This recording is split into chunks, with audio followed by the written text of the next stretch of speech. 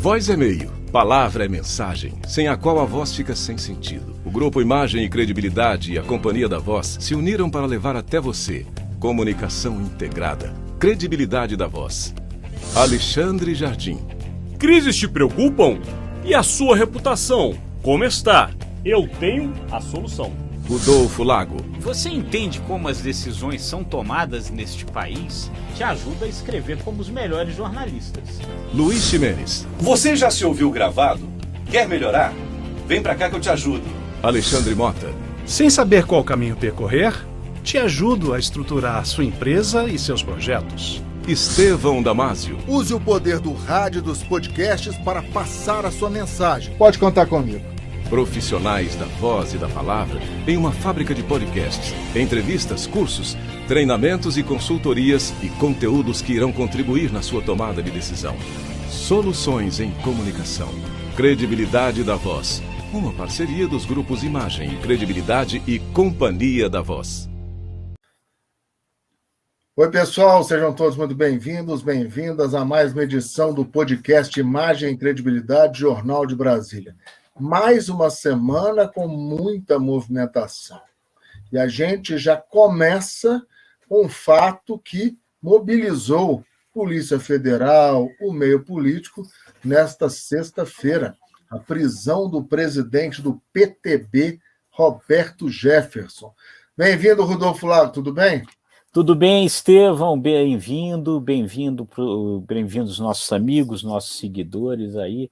Semana complicada, né, Estevão? Tão complicada que o nosso convidado, a pessoa que a gente tinha convidado para hoje, o Wilson Lima, né, repórter da Gazeta do Povo, acabou pedindo desculpas que não ia poder participar justamente porque tinha que cair na cobertura aí da prisão do Roberto Jefferson, né?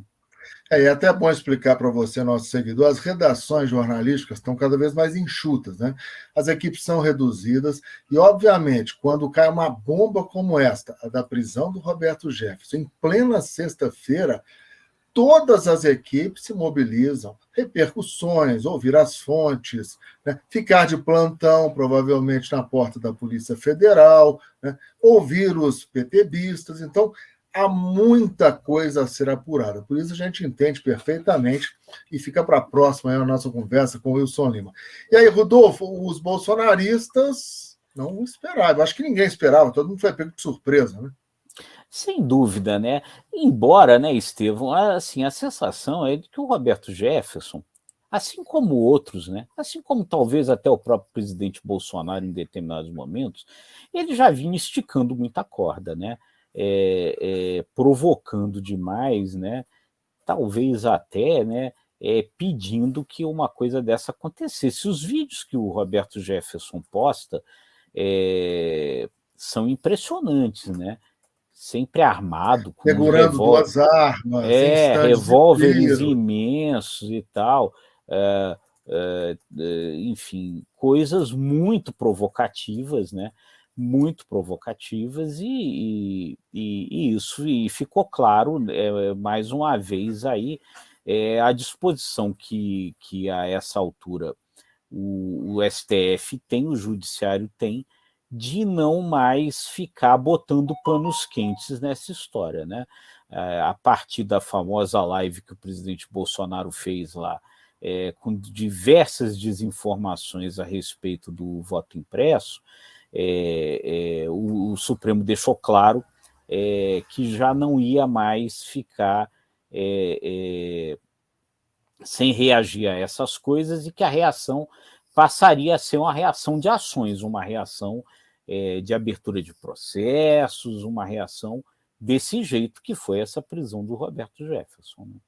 É interessante porque o ministro Alexandre de Moraes, que é o relator, inclusive, do processo, né, investiga verdadeiras milícias digitais, ele deixa claro que Roberto Jefferson talvez seja um dos cabeças, né, dessas milícias digitais que, na visão do ministro do Supremo, vem aí tentando corroer o sistema democrático, colocar a democracia em xeque. A prisão é preventiva, chama atenção, hein? Não há prazo. Então, Uhum. entende-se, eu acho que o Roberto Jefferson é advogado, né? A defesa dele já deve estar agindo, mas o fato do ministro Alexandre de Moraes ter decretado a prisão preventiva, isso é emblemático, porque o paciente, no linguajar jurídico, né, quando tem contra ele uma prisão preventiva, significa que ele pode atrapalhar o processo, ele pode intimidar testemunhas. Então, para o magistrado que toma atitude radical, como é a prisão preventiva, é porque o paciente em questão, no caso Roberto Jefferson, ele tem muito poder, então é melhor deixá-lo isolado para que os estragos não continuem sendo feitos. Isso é muito importante, hein? Sem dúvida, né? Sem dúvida. E mostra, né, o rumo que está tomando essa investigação sobre fake news e essa disposição que o Supremo parece estar demonstrando de que quer dar um basta nisso, né? Quer dizer, o país foi tomado, essa é a convicção que a essa altura o Supremo Tribunal parece ter, especialmente o ministro Alexandre de Moraes. O país foi tomado por, como o termo que ele usou, por milícias digitais que hoje trabalham para desinformar, trabalham para desestabilizar a democracia do país. O Supremo não está disposto a aceitar que isso continue acontecendo, né? Eu acho, Rodolfo, pensando friamente, que o caldo, uma linguagem bem popular, vai azedar ainda mais no que diz respeito à relação já tão delicada entre o ministro Alexandre de Moraes e o Palácio Planalto e os bolsonaristas. Eu acho que os ataques tendem a ser mais virulentos após a prisão do Roberto Jefferson, infelizmente. Eu acho que eles vão continuar desafiando a justiça. Entendo que abre-se no país novamente uma boa discussão no que diz respeito a o que é liberdade de expressão. Eu acho que é uma discussão que tem que ser novamente feita e aprofundada, Rodolfo. Sem dúvida, né? Quer dizer, o que fica claro aí, Estevão, é que a liberdade de expressão, no entender do Supremo Tribunal, ela não pode ser usada no sentido de colocar em suspeição o sistema democrático, né? Colocar em suspeição as instituições do país, né?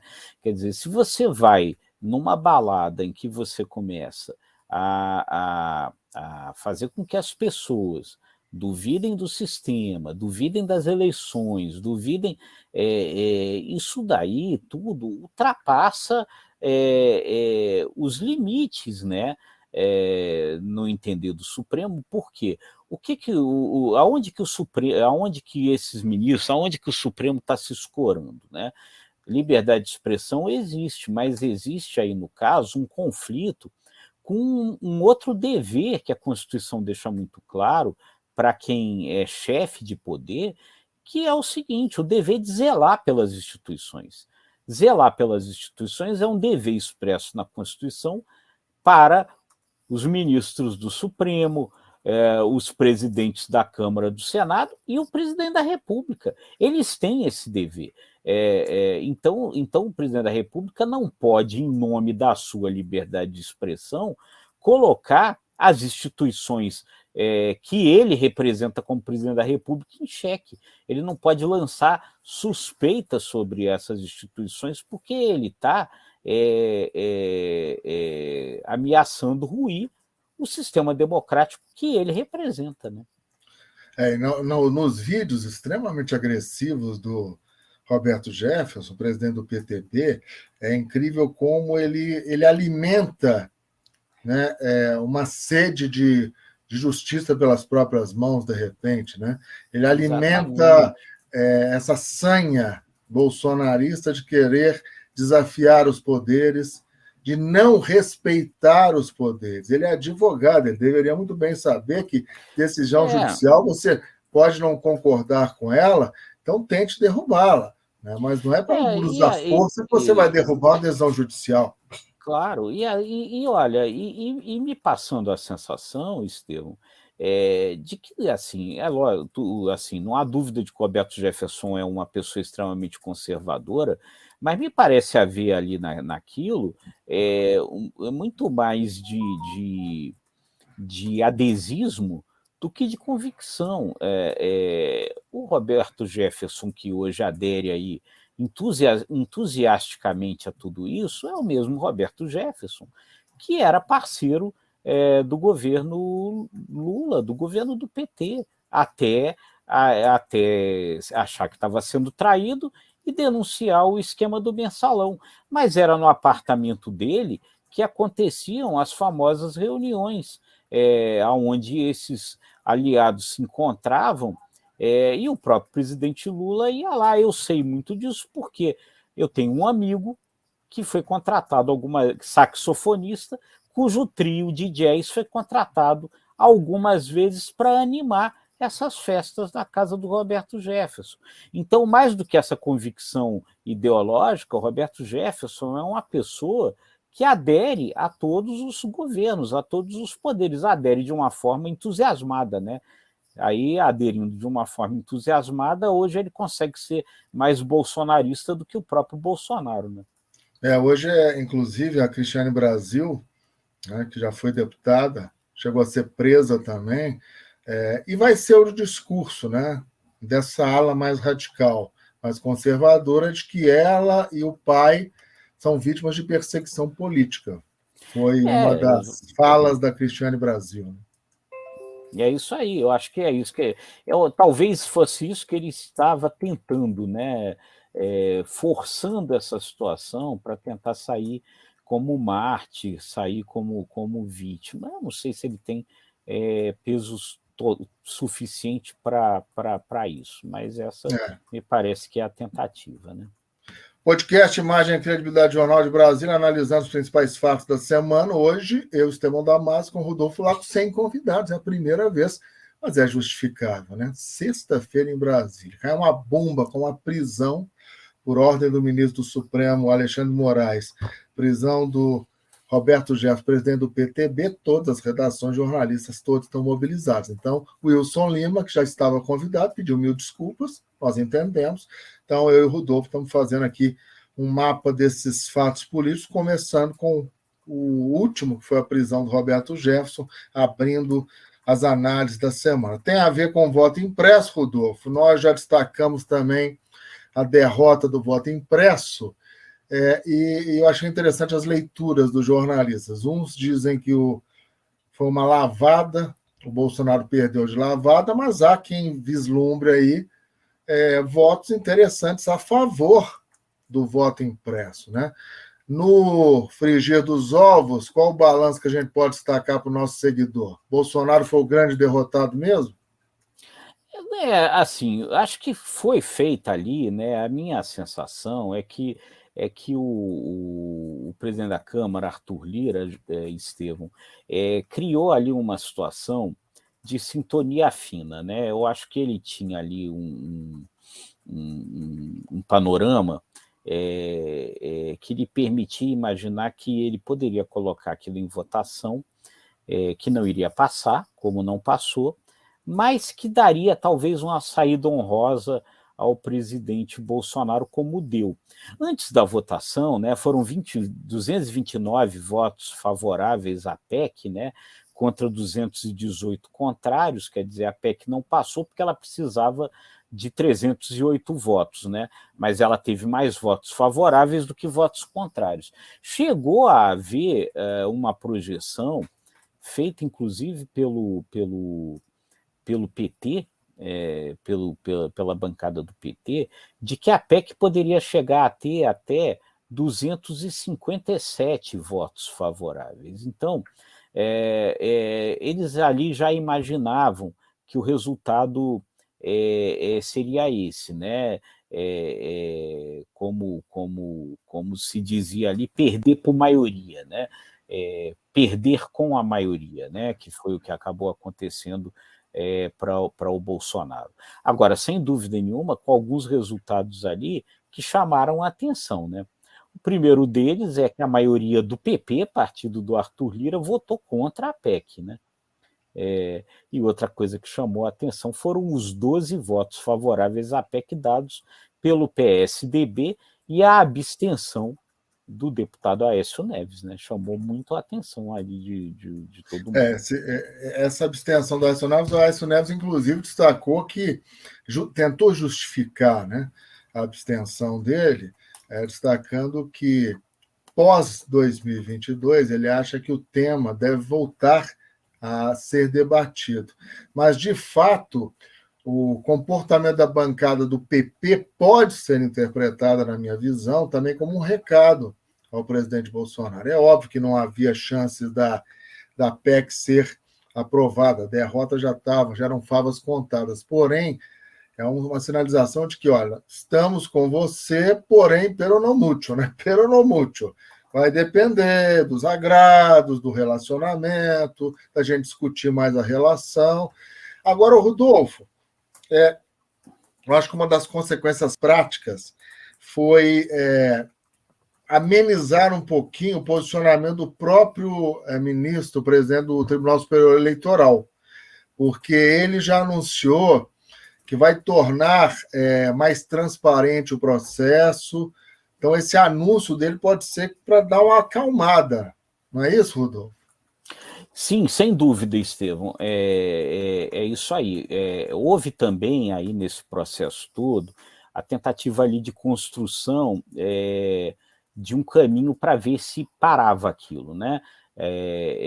Não parou, o Bolsonaro continua falando aí, mas, por outro lado, da parte do TSE, da parte do Supremo, parece que o Arthur Lira tinha combinado vai ser feito, né? Está valendo. O presidente do TSE, né, o ministro Luiz Roberto Barroso, já anunciou que algumas medidas vão ser tomadas para tentar tornar o processo ainda mais seguro do que ele é, né? Então, ele vai reforçar os convites às instituições independentes, às instituições ali que não são a Justiça Eleitoral, para participar de todo o processo, né, de auditagem, de verificação da eleição, que, na verdade, é um processo que já existe, né? Ele está reforçando a participação, inclusive a participação dos partidos. No momento inicial, quando a urna começa a ser programada, né, e essas instituições independentes, os partidos políticos, elas têm acesso aos códigos-fontes da urna para verificar que a programação está correta. Ele está reforçando que os partidos participem desse processo de verificação, porque nas eleições, nas últimas eleições, na verdade, eles não participaram, né? Então, está reforçando que participem para poderem acompanhar, e está dizendo, essa é uma decisão ainda não tomada totalmente, mas que ele está sinalizando que vai fazer, que ele vai aumentar o número de urnas que fazem o processo final lá de verificação, que é um processo de verificação, Estevão, por amostragem, muito próximo do que o que a PEC da deputada Bia Kicis propunha.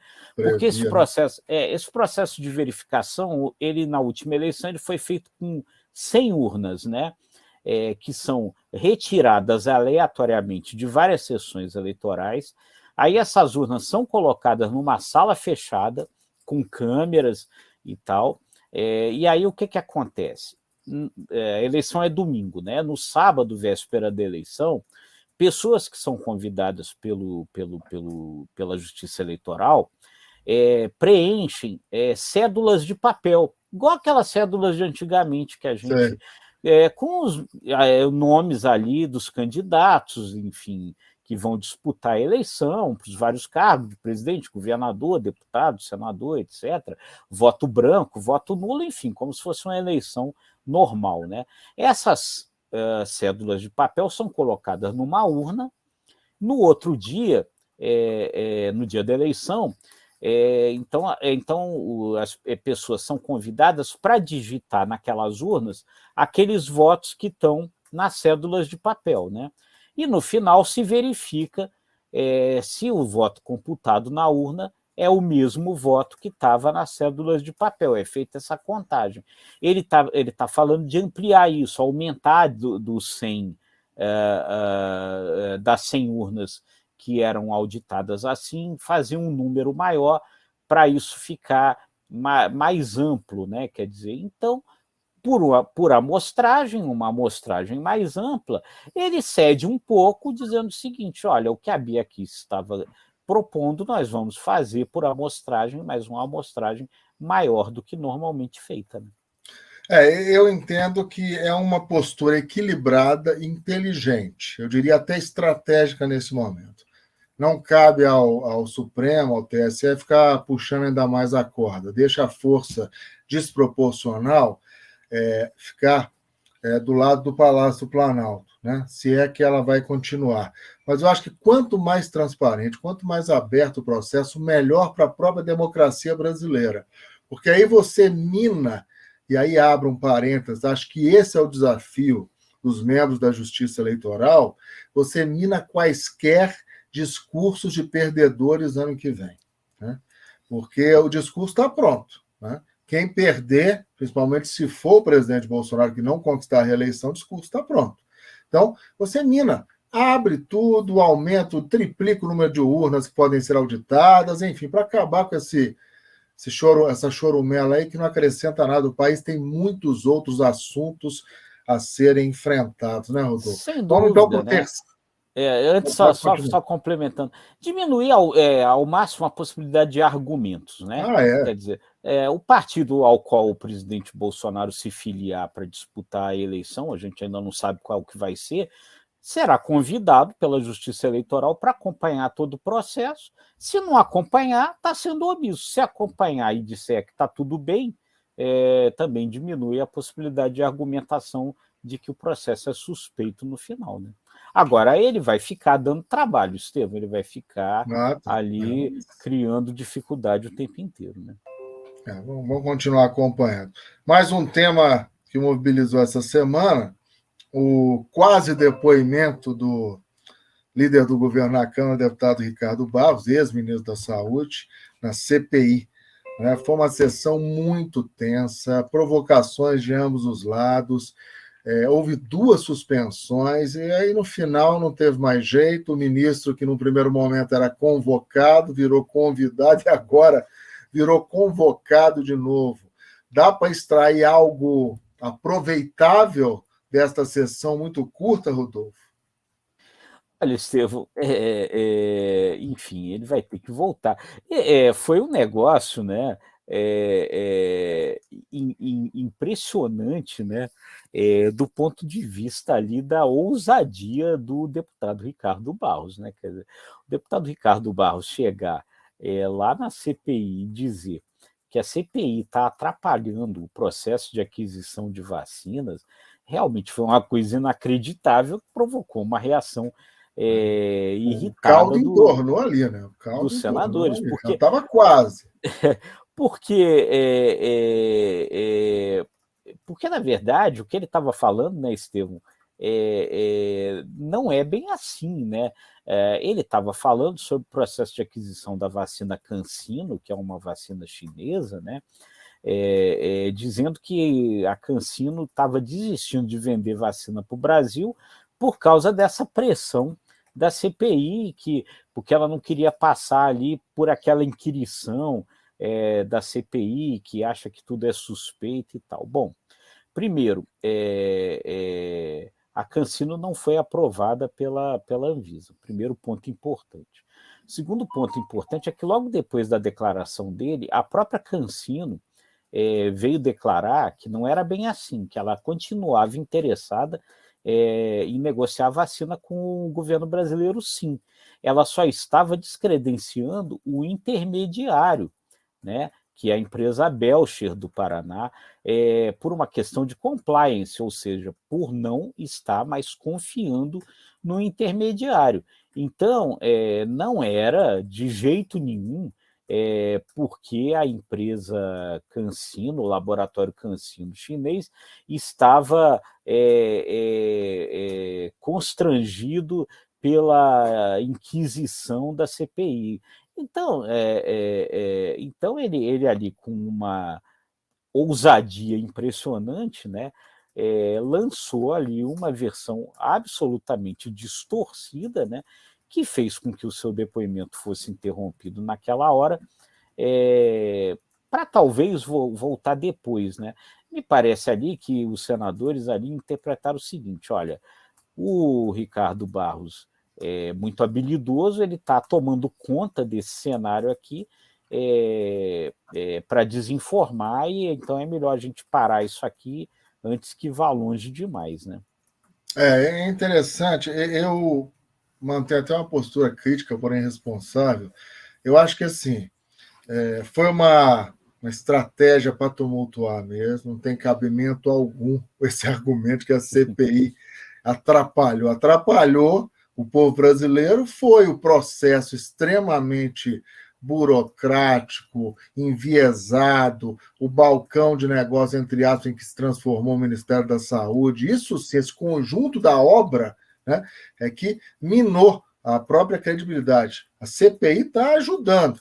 Acontece que o presidente, o relator e o vice, eles continuam muito afoitos. Você tem que ser um pouquinho inteligente para não entrar na onda de um sujeito habilidoso como o Ricardo Barros. O Renan não deixa a testemunha responder. O Renan só quer, parece que ouviu o que lhe é agradável. Isso eu acho que a oposição tem razão, sim. Porque faz uma pergunta, aí responde, não, assim eu não quero. Aí começa. Então, o Renan deixa o Ricardo Barros, deixasse ele responder, e depois você, não, o senhor está errado, sabe por quê? E pega o vídeo da assessoria Exatamente, e monta. Contra-argumenta com fatos, né? Claro. Ali tem algumas figuras ali que têm sido muito mais eficazes nisso do que o Renan e o presidente da CPI, o Omar Aziz, que ficam ali. A Simone Tebet, que nem titular da CPI ela é hoje, talvez, a principal figura daquela comissão. Eu acho. Todas as intervenções dela são intervenções muito, muito bem feitas, com documentos, apresentando documentos, desmontou muitas vezes diversos depoimentos. Ela é a pessoa, inclusive, né, que conseguiu retirar do deputado Luiz Miranda a participação do Ricardo Barros, né? Então, eu acho assim, o grande destaque dessa CPI até o momento, sem dúvida nenhuma, na minha concepção, é a Simone Tebet. O senador Randolph é um senador que trabalha muito, que se prepara. Ele vai Também, com argumentos e com provas, ele estuda, né? Ele abre um baralho de documentos e ele coloca a pessoa em saia justa. Só que o estilo do Randolph, ele já vai tão armado. Também muito agressiva. Gosta de brigar, aí a oposição adora. O Marcos Rogério começar a provocar. O líder do governo, que foi chamado vermelho, que nem um camarão, né? Ontem o Randolph falou, não precisa ficar vermelho. Né? O Bezerra, né? Senador Bezerra. Bezerra, Coelho. O Randolph tem que dar do acelerador. Da parte dos governistas, é preciso reconhecer aí o bom trabalho em defesa do governo está sendo feito pelo senador Marcos Rogério, né? É o destaque da tropa governista.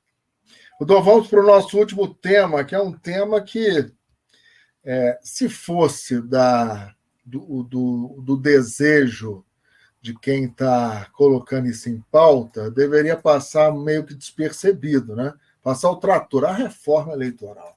A reforma tão importante.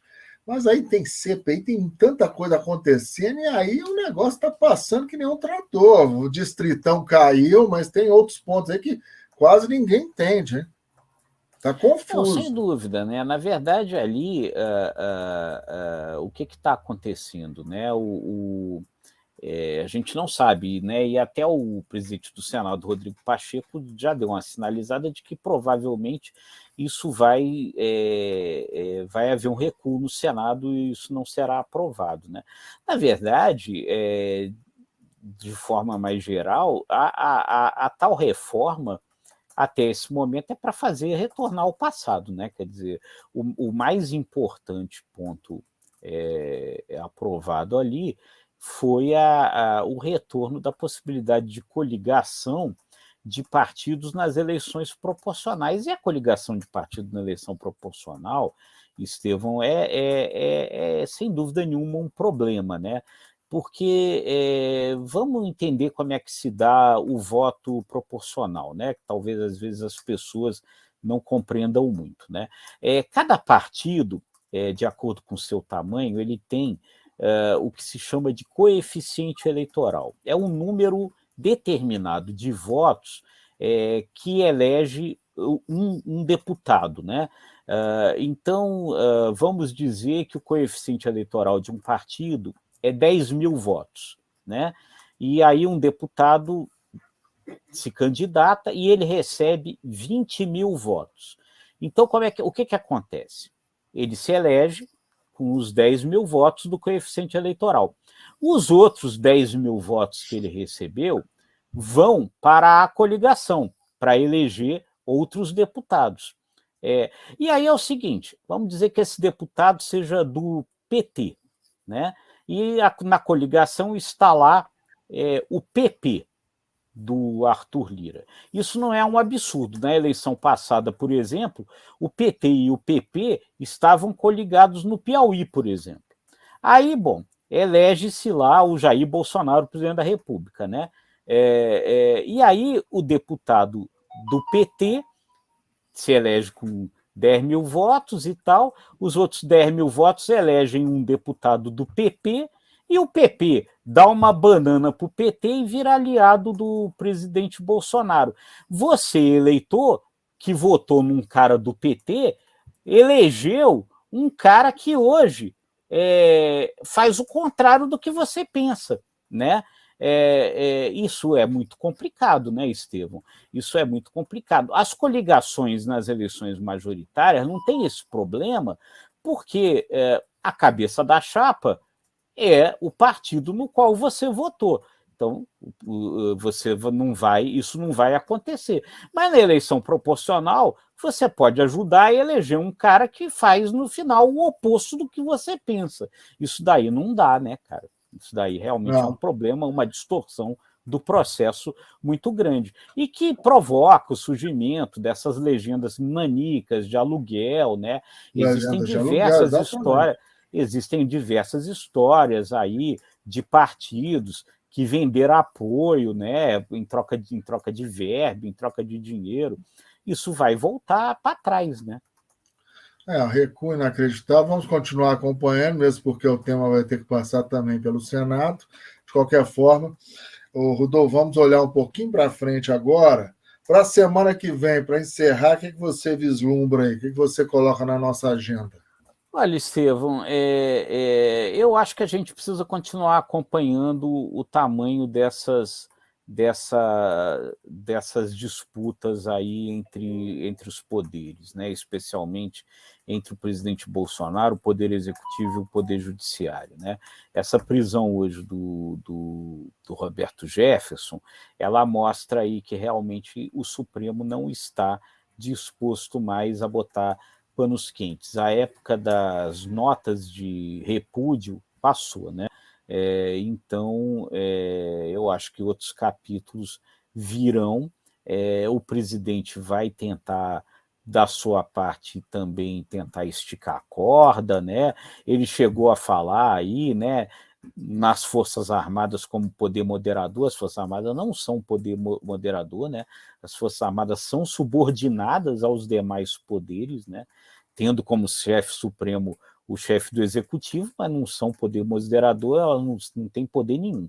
Então, quer dizer, a corda deve continuar esticada e preocupando a gente. Eu acrescento também a agenda da CPI para a semana que vem. Pessoal, é isso. Muito obrigado pela audiência, pelas participações. E a gente deseja a você, nosso seguidor, um excelente fim de semana. Na segunda-feira a gente volta com mais análises políticas e econômicas. Esse e os demais conteúdos estão aí, no site do nosso parceiro, jornaldebrasilia.com.br, e nas redes sociais do imagemecredibilidade.com. Até mais, pessoal. Bom fim de semana. Tchau, gente. Uma boa semana para todos e vamos ver se a gente consegue ter uma semana um pouco mais tranquila.